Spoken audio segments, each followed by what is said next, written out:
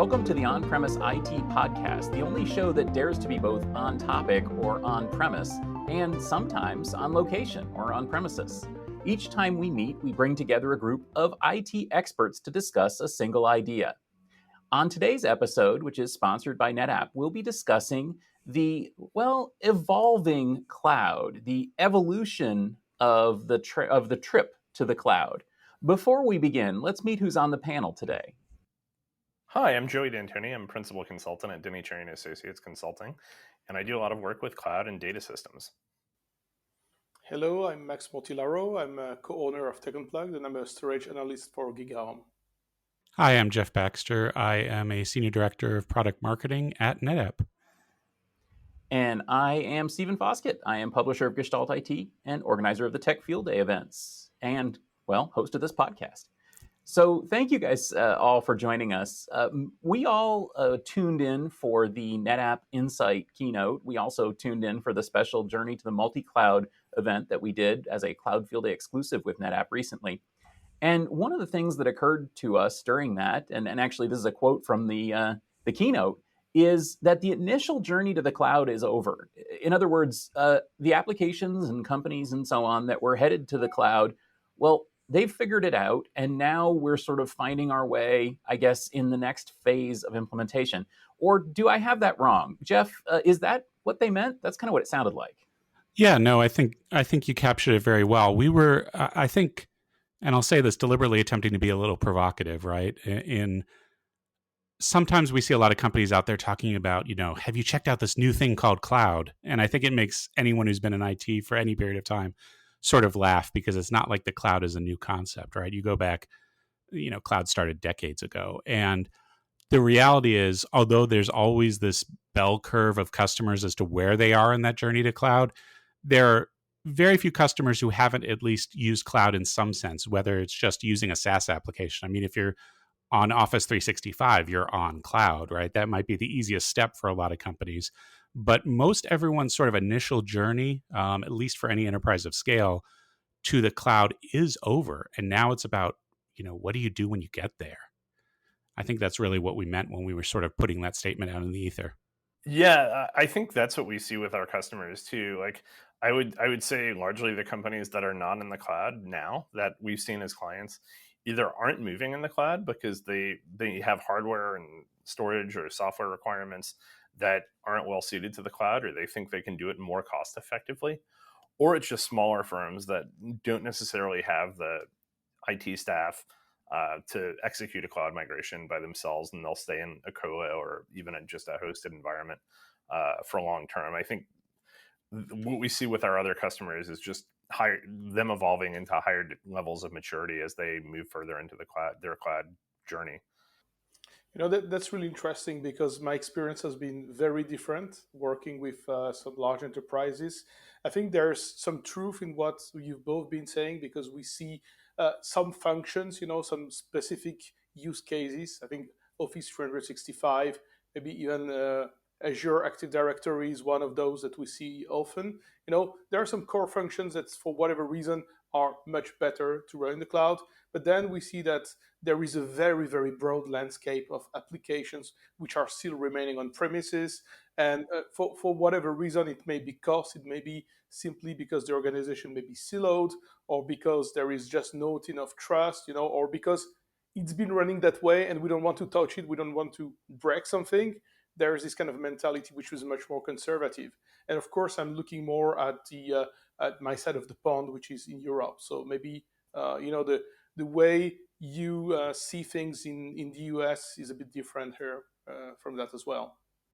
Yeah, and I think we in many cases, when we talk about the cloud, right, I think it's a little bit of a cheat as to how much on-prem is included in the cloud discussion. I think for the most part, we talk about hybrid multi-cloud, right? And so there's staying on-prem as we haven't considered cloud state, and then they're staying on-prem as a specific conscious decision because that's the best place to have your resources, right? And I think that's sort of the distinction we're making, is that more and more it's companies that, even though they have resources on-prem, whether it's a segment of them or most of them, that's a conscious decision that they've made, as opposed to just, we haven't considered cloud yet, right? And I think that's really the change we talk about when we're evolving the cloud. Is it's not that on-prem is there as a state of transformation. It's that on-prem is the right place to have that workload running for whatever consideration, political, legal framework, financial, staffing levels, different things like that. In fact, we've seen companies that have repatriated data back from cloud to on-prem, right? So there's even that swing of the pendulum. So I think that's really what we meant about that initial journey to cloud being over is things have started to. And again, I'll emphasize that it's a bell curve, right? There's definitely extremes in either direction, but things have started to level out to a place where people have a good idea in a lot of cases what they want to leave on-prem and what they want to run in the cloud. Yeah, for sure. The cloud work we're doing now isn't like what we were doing 5 or 6 years ago, where we were doing like large scale VM migrations.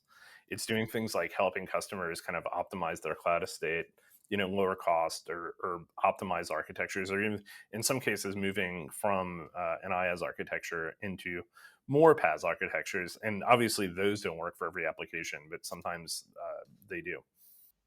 Yeah, and it's true that you also see some of those, if I can call it that way, laggards, organizations which are, taking their time, which are more cautious.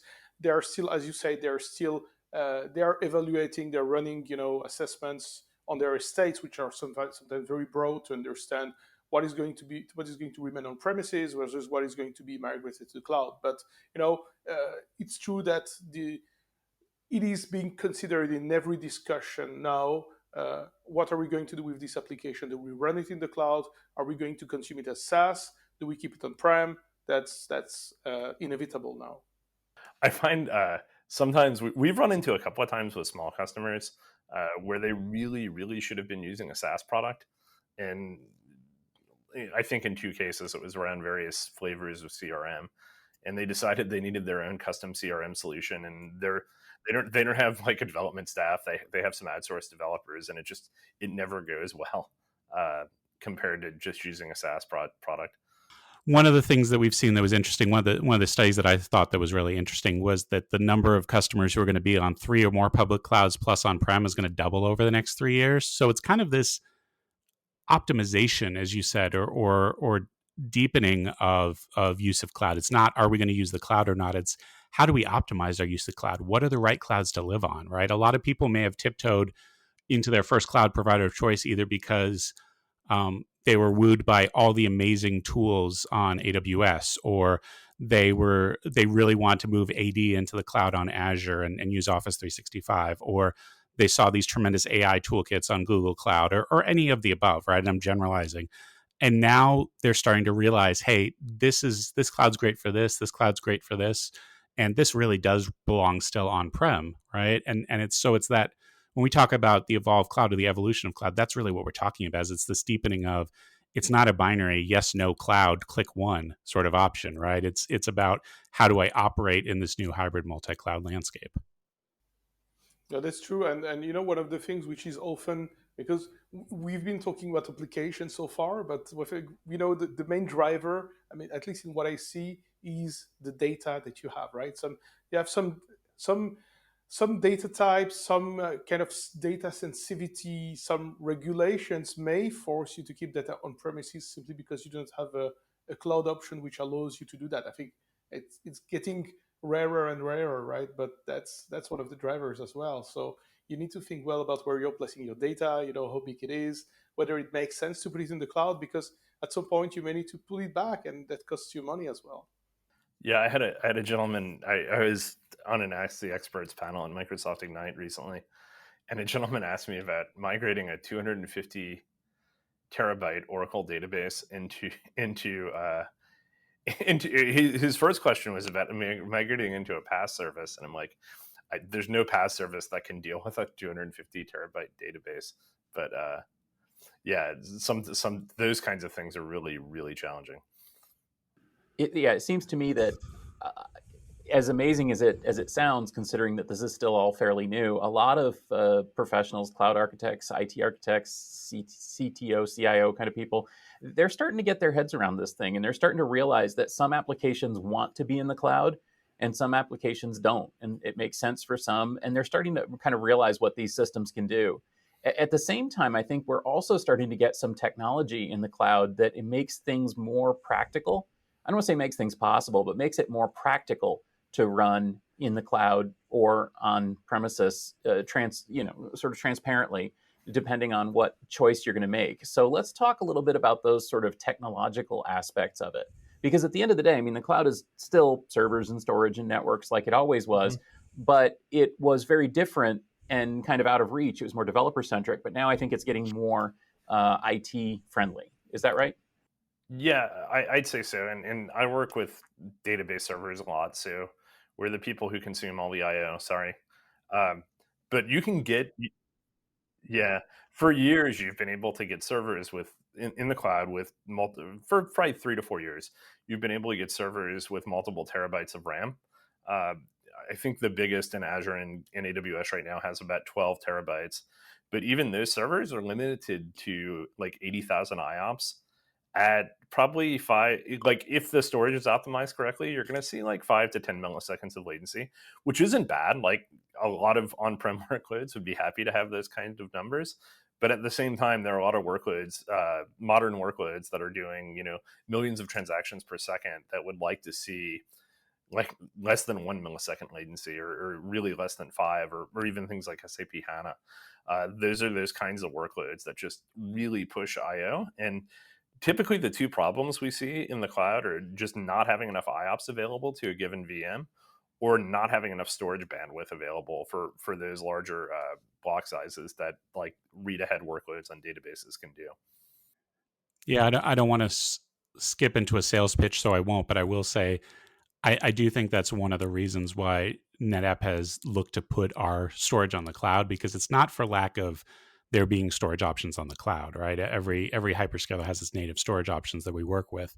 But I think that optimizing for some of those performance intensive workloads is one of those areas that we thought we could help in, right? Hence things like Amazon FSx for NetApp ONTAP, just as an example, right? And I think others, not to be a vendor specific sort of thing, I think that's why you see others step into that space as well, is how do we really address those sort of performance challenges things in the cloud.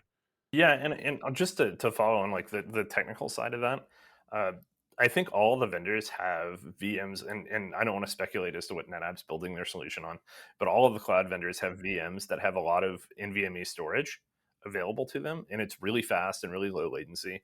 But for example, if I wanted to build a database on that storage is also ephemeral, which means I need to come up with a way to persist my data across reboots and things like that.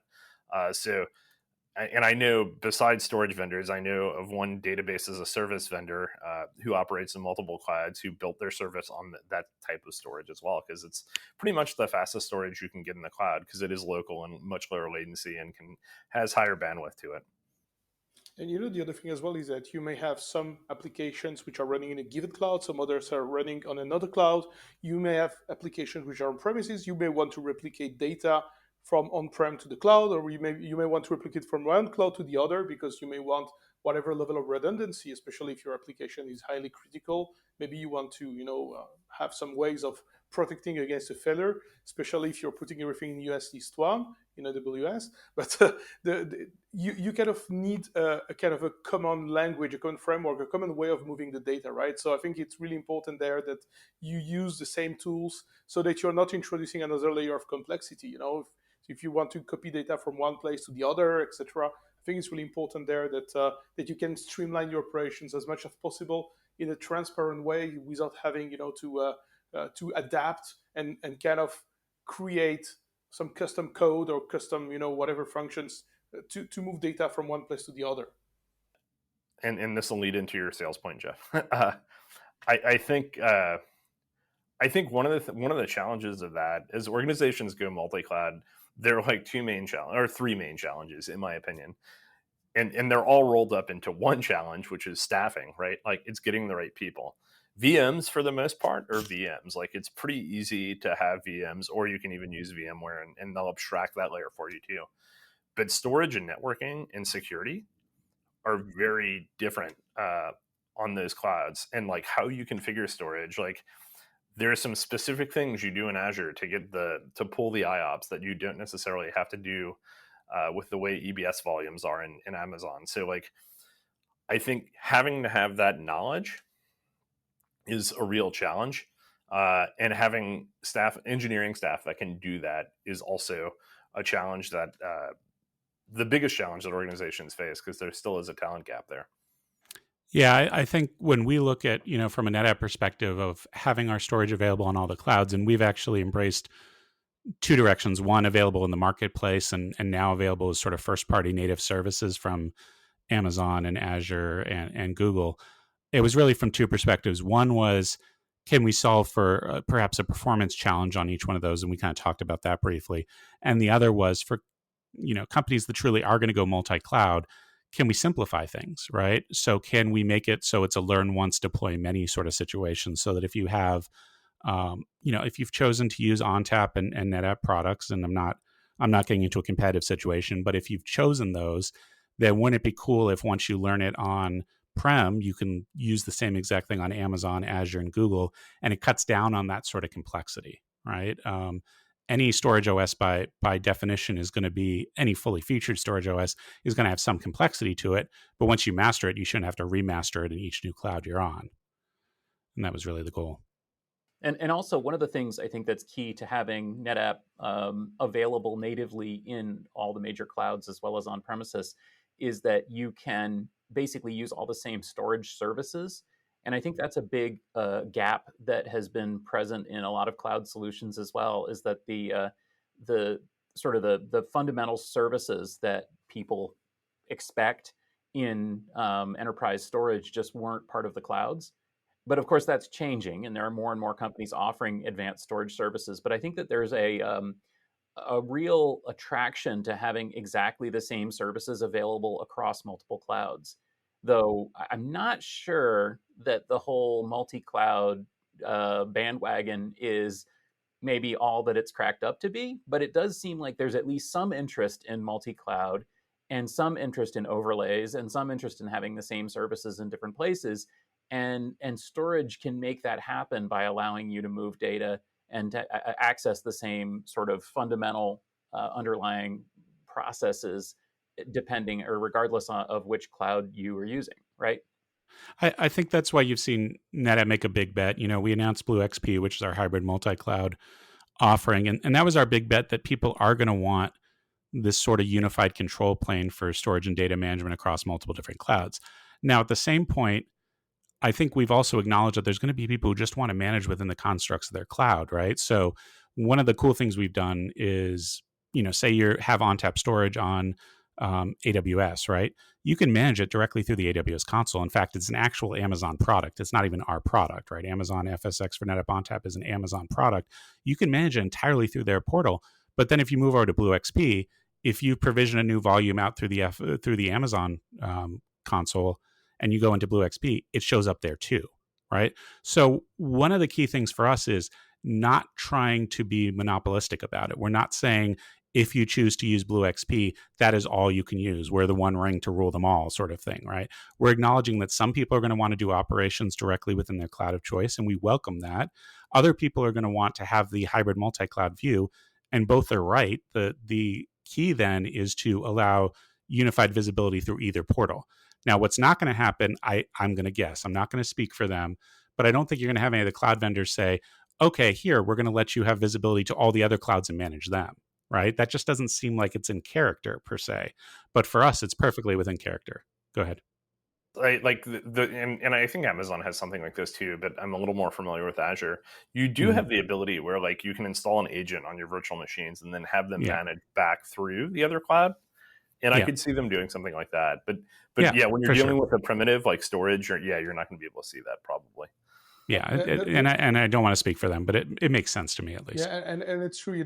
We're just completing, and that, Jeff, as well, Workloads and Cloud File Systems, where we're covering NetApp ONTAP and those cloud variants which exist as well. And it's true that the vendors are really making sure that even if the NetApp solution itself allows you to manage a kind of a multi-cloud environment, then they're making sure that they're really, talking about their solution. But it's what you say, right? That's what you both say. Is you have the options to manage everything together, right? So I think that's to me, it's the value of a tool like Blue XP. especially if if you take it from the persona perspective. You may have different persona in the organization which are working on the data. So you may have a team of experts in Amazon, people which have been working on that, they're certified, whatever, and they love working in the Amazon environment. On the other hand, you may need to hand over operations to a team of, more generalist folks, if you will. I'm not saying these days that you're a generalist like you were 5 or 10 years ago, right? But the fact that you have a consistent, seamless experience across cloud, to me at least, it's really important from a manageability, and ease of use perspective. Yeah, I look at it as, so it's interesting. One challenge we tried to solve for is bringing together all these different audiences into a unified control plane. That for us is Blue XP. And we're trying to solve two problems. One is joining all these clouds together so that you can operate across them as this sort of uplifted resource plane, at least for data and infrastructure management. And we do a similar sort of thing on application and compute with our Spot portfolio. But the other part is, and someone mentioned this a little bit earlier, is how you enforce sovereignty across that. So it's this concept of bringing everything together, but also segregating different pieces. So, for example, keeping all of your data in EMEA, if you're an EMEA-based company, is going to be big, or within the European Union, for example. Public sector customers are going to want to keep it within certain governmental clouds, right? So that I think is one of the next frontiers, is how do I bring everything together from a unified perspective, but then apply tenancy and RBAC and sovereignty concerns to make sure that your data stays in the place it's supposed to be, right? And that's where you've seen us invest in a whole bunch of governance tools and observability tools within Blue XP, so that we can actually tell where your data is and remediate if data leaks. And we're not even talking about external data leaks, that's part of it, but more, has any of your EMEA data leaked over into your US-based data centers? And that's something maybe you don't want to have happen, or vice versa. Those are, I think, some of the next frontier of hybrid multi-cloud, is once you get that visibility across all of it, how do you provide sovereignty for data in certain places? And how do you also provide sort of RBAC control so that only the right admins are acting in the right place on the data? And I think that's one of the big things. In discussions I've had with cloud vendors, they even struggle with the sovereignty problem to an extent on their backend logging systems, because maybe there's not capacity in a region for them to do the logging they need to do. So I know in some discussions I had with one of the vendors, they had to make some pretty big investments to ensure that stayed true on their backend systems, because it wasn't to begin with necessarily. Yeah, and it's true that the more we go into those kind of spread out multi-cloud environment, I think understanding your data footprint is becoming very, very important. So as you said, data management becomes really critical. You need to understand what data you have. You need to have the visibility. You need to be able to search and categorize, classify your data. You need to be able to put in place policies and make sure that that any data movement that you make, any activity you make, is not violating those policies. Yeah. One of the things I loved that we were able to do in that Blue XP dashboard is, once we got all the data visible from one place and brought all the services together, is we could do things like a ransomware protection dashboard, right? Just a single, and I actually love the fact it's and not to toot our own horn, but a single score, right? Because it makes it very easy for admins to go in and say, okay, I have data in 15 different data centers across 2 different clouds and on-prem. And every morning I can check and make sure that ransomware score is 100, right? If it's not, something, I need to fix something, and to provide that AIOps given sort of guidance on what to fix. I don't think we're making a claim, and you should never trust any vendor who says, if it says 100, you're absolutely protected and you'll never get hit by ransomware, right? There's 0 days. There's all sorts of other fun things. There's guys like me from marketing who will click on emails, right? I was at a ransomware conference this morning, and I want to turn off email for our company, I think. Yeah, exactly. Right. It's like, I'm so lucky I haven't been the one to click on it, but I know it's only a matter of time. But what we can say is we put you in the absolute best position across all of your different data so that it's protected. And I think that opens up so many more possibilities with managing data, with stewardship of data. One of the things we talked a lot about at our Insight conference was sustainability, right? So we introduced power reporting across our entire on-prem estate. You could envision a future where we start to up-level that and even say, what's your carbon footprint look like across your data estate, right? So starting to get to sustainability footprints and different things like that. And it just gives us that ability, when we truly have that hybrid multi-cloud view, to introduce all these really simple tools to manage what's an incredibly complex problem across the hybrid multi-cloud. Yeah, if I can touch on that, that's a discussion which I have with a lot of vendor and people, and it's really interesting, all of the implications of that, right? For example, you may, if you're able in the future to that, and it's a very, very complex problem, but imagine you have some data which may be, suitable, which may move around, right? So you may think, in which data center am I going to put it? You may be in a country which has a lot of green energy production, where energy is cheaper. I can move my data there, and therefore I can somehow improve my sustainability posture. We're not there yet, perhaps, in terms of having all of that, but I see a world where may have corporations may have to report on that, on their efficiency. Yeah, I see a world too, and that's, I mean, today we have, at least on our side, on the NetApp side, we have the data portability. So if you determine that there's a better net zero data center somewhere, or, more urgently right now, heading into winter in Europe where energy prices are through the roof, if you do have the ability to rehome non-sensitive data, and it's not particularly latency sensitive, then being able to drag and drop and move that data to a lower energy cost location, even just for the winter. No one's underestimating data gravity. You're not going to do that to 10 petabytes, right, overnight. But if you can move some workloads around and have that happen transparently in the background in BlueXP, that gives you that flexibility to deal with these really interesting and in some cases terrible geopolitical events that are going on right now. Yeah, it really gives you that a new meaning to the term data migration. It's like, hibernation, migration. So to me, the thing that really got to me about the announcement of BlueXP and specifically, and just what is happening right now with some of the leading enterprise companies generally, is I'm seeing them bringing some of the expertise that was developed over literally decades of open systems technology in the data center and bringing that to the cloud. And I think that that's one of those interesting things. There's always a push and pull between new ideas and lessons learned. And one of the challenges, I think, with some of the cloud solutions generally, and some of the cloud technologies specifically, Docker and Kubernetes and so on, is that they didn't actually bring forward a lot of the lessons learned about storage generally and data management into those products. And they just sort of said, well, somebody else is going to have to solve that.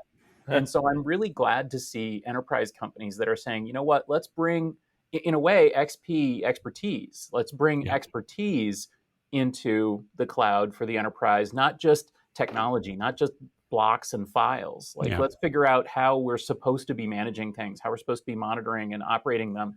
And I think that's the most powerful aspect of products like this. Yeah, we've loved being able to take the DNA we've built. We're NetApp celebrating its 30th birthday now, which is I don't know what that is in dog years for technology companies, right? But we've been able to keep reinventing ourselves by moving things to the cloud, and not having to reinvent the wheel when we move storage to the cloud has been huge, not just for our customers in terms of not having to relearn, but huge in terms of our ability to relearn that DNA and not have to reinvent storage just because it's on the cloud. And the other thing for us is it's this tremendous advantage because your on-prem storage customers are not going to upgrade their storage OS monthly. Right? Nor would we ever advise them to, right? It's just not, it falls into one of those, if it's not broke, don't fix it sort of categories, right? But in the cloud, we can do at least quarterly drops of ONTAP. We can see what works. We can accelerate development and then push that back to on-prem and back and forth. So it's really provided benefits for our customers, and it's provided benefits for us in terms of innovation. It's storage platform as a service. Yes, there you go. I think you've coined a term. I have to say that I was really excited when I saw BlueXP, and I really like what it brings to the table. It's really, really simplifying operations for a lot of organizations, data management, and so on. So that's really the kind of the hypervisor we needed somehow for multi-cloud in a way. Jeff, do you want to put in a last word? Yeah, so I think this has been a great conversation. This is really what we intended to start at Insight, was this conversation about, what is the evolved cloud? What does it mean to as the hybrid multi-cloud evolves? And so, we talked about some concepts. If you want to learn more about them, I will do my one cheap plug, I think, that I'm authorized to do, Stephen. So if you want to learn more, you can go to netapp.com/evolve-cloud. And if you want to learn specifically about BlueXP, that's our data infrastructure hybrid multi-cloud offering. It's netapp.com/BlueXP. Simple as that. Excellent. Well, Joey and Max, if we want to continue this conversation with you, where can we find you? You can find me on Twitter at jdanton or my blog at joeydantoni.com. And you can find me, while Twitter is still a thing, at Max Mortillaro on Twitter and on techunplug.io/blog. And as for me, you can find me right here in the On-Premise IT podcast, as well as our Utilizing Tech podcast and our weekly rundown. Just find those in your favorite podcast app, or you can find me on most social media networks, including Mastodon, as Foskett. If you enjoyed this discussion, please do remember to subscribe so you won't miss an episode. Give us also a rating and review in your favorite podcast app, and please do share this show with your friends. This podcast was brought to you by NetApp, as well as gestaltit.com, your home for IT coverage from across the enterprise. For show notes and more episodes, go to gestaltit.com/podcast. Thanks for listening, and we'll see you next week.